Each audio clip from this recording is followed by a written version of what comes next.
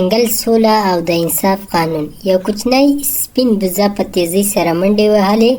ساه یې لنډه شوې وه او په سترګو کې یې ویره ښکارېدله. زه ناوخته شوی یم، ماشومان مې وږي دي، که پړانګ راغی هغه به وخوري. په لاره کې ګیدړ په مخه ورغی. هغه ورته وویل: ای خورې، دومره په بیړه باندې چېرته روانه یم؟ وزې ورته په بیړه باندې ځواب ورکړ: زما ماشومان وږي شوي دي، زه ځنګل نه واښه راوړم.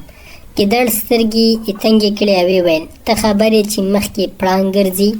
د وزې بدن ولړزېد. پړانګ؟ هغه خو ډېر خطرناک دی. هو، خو هغه ستا پروا نه کوي، هغه د زمري په لټه کې دی. نن د زمري او پړانګ ترمنځ شخړه کېدونکې ده. ټول ځنګل وېرېدلی دی.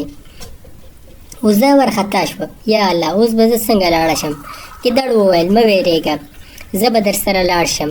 زه هوښیار یم، که کوم خطر وي زه به یې سنبال کړم. وزې لږ ډاډ پیدا کړ او دواړه روان شول. په لاره کې یو لوی فیل ولاړ و.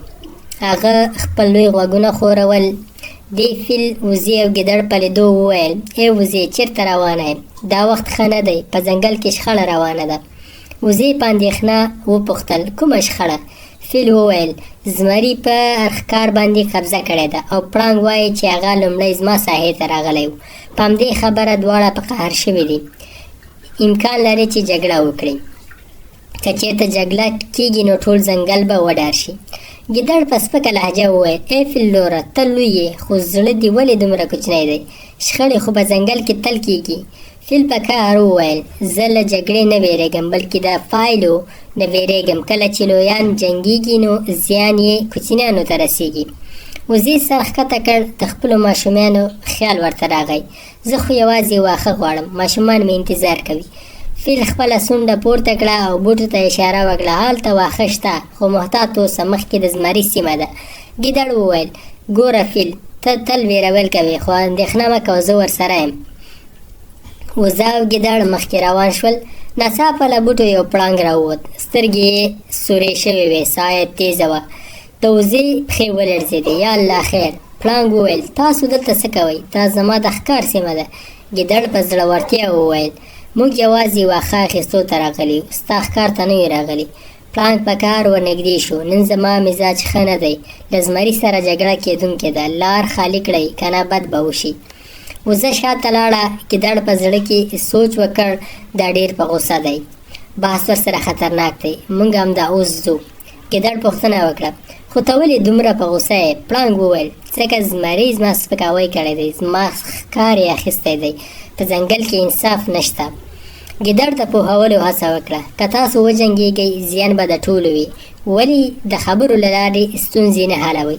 پړانګ وویل: زموږ خبرې نه اوري، فکر کوي ځنګل یوازې د ده دی. ګیدړ وویل: موږ ته د تېرېدو اجازه راکړه، زما ماشومان کور کې دي. د پړانګ نظر نرم شو. یو شېبه یې وزې ته وکتل، بیا شاته ولاړ شئ، خو ژر دلته حالت ښه نه دی. وزې د الله شکر ادا کړ او مخکې روانه شوه. کله چې واښو ته نږدې شول، ناڅاپه یو زورور غریو واورېدل شو. وزه د ویرې نه په ځمکه کېناسته. دا د زمري غږ دی. ګیدړ هم یو قدم شاته لاړ. د ونو ترمنځ یو لوی غږ، یو لوی زمری را ښکاره شو. سترګې یې غرور نه ډکې وې. زمري وویل: زما په سیمه کې څوک دی؟ ګیدړ مخکې ولاړه. سلام زمری بادشاه، موږ یوازې واښه اخیستو ته راغلي یو. زمري وویل: واښه؟ دلته واښه نشته، دا زما ځمکه ده. وزې وویل: خو زما ماشومان وږي دي. زمري په قهر سره وویل. ګیدړ ورته وویل: بادشاه، ځنګل د ټولو لپاره دی، ستاسو لپاره هم او زموږ لپاره هم. زمري په سخته سترګه ورته وکتل: زه د ځنګل بادشاه یم، قانون زما دی. پړانګ زما نافرماني کړې ده، باید سزا وویني. ګیدړ پوه شو چې د زمري غوسه لا زیاته شوې ده.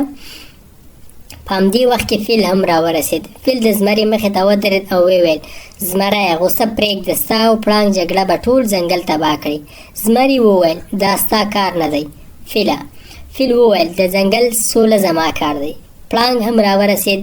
زمري، تا زما ښکار اخیستی، زه به بدل نه واخلم. زمري ورته وویل: هغه ښکار زما سیمې ته راغلی و، نو زما دی، که انصاف وي فیصله به زما په ګټه وي. دواړه یو بل ته کتل لکه همدا اوس چې جګړه پیل کوي. وزه په رپېدلي غږ سره وویل: د الله لپاره مه جنګېږئ، موږ کوچني حیوانات به څه وکړو؟ جګړه خو ستونزې نه حلوي. راځئ یوه لار پیدا کړو، موږ به ټول پرېکړه وکړو.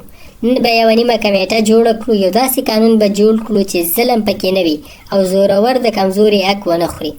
زمري وویل او که زه ونه منم؟ وزې وویل که ته بادشاه یې مسؤلیت ومنه، که نه غواړې بادشاهي پرېږده. د ښکار قانون به داسې وي کوم حیوان چې ښکار لومړی وویني هغه به د همغه وي.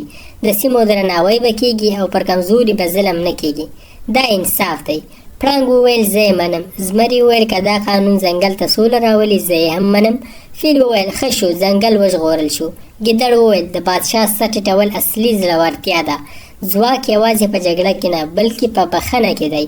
زمري وویل تا واښه غوښتل واخله، دا سیمه اوس د ټولو لپاره خلاصه ده. وزه خوشحاله شوه. ګیدړ د واښو ټولولو کې مرسته وکړه.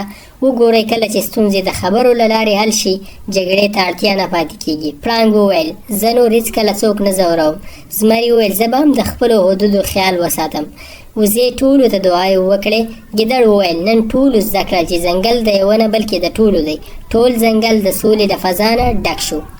د دې ویډیو سبق قانون باید د ټولو لپاره یو شان وي، که کمزوری وي او که زورور.